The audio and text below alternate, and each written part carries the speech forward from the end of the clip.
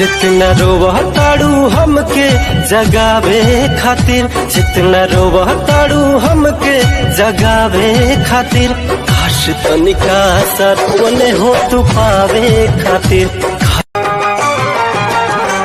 इश्क में हम तुम्हें क्या बताएं, इश्क में हम तुम्हें क्या बताएं, किस कदर चोट खाए हुए हैं। जमनी ऐसे जैसे मटिया के तावा, राजा टूटे पतलिया ऐसे जैसे फूटे मकई के लावा, राजा टूटे।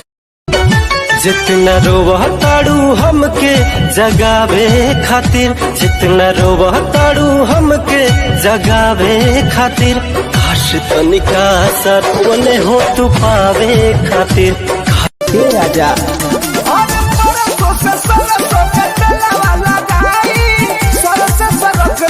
सरिया हरी जब पगरिया तब उठे लहरिया लह लह बंधे आंगना में सैया स्विमिंग पूल बनावई हा, संगे संग हाइल जाई खूबे मजा लिहा। सनहरी पोखरिए में रानी हम सनहरी।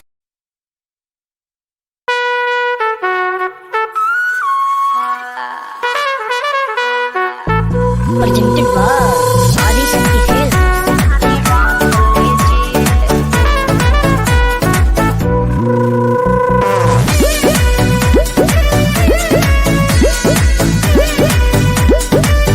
हरी से जिया धन खूबे सच गइल बा, सूत गइल सभे 1.5 गइल बा। आओ महने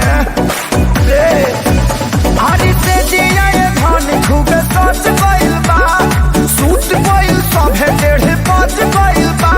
मुहूर्त का आप शुरुआत कीजिए। पहले मीठा मीठा, पहले मीठा मिठाई राजा बात कीजिए, ओकरा बाद वाला मजा सारी रात लीजिए। पहले मीठा मिठाई राजा बात कीजिए, ओकरा बाद वाला मजा सारी रात लीजिए।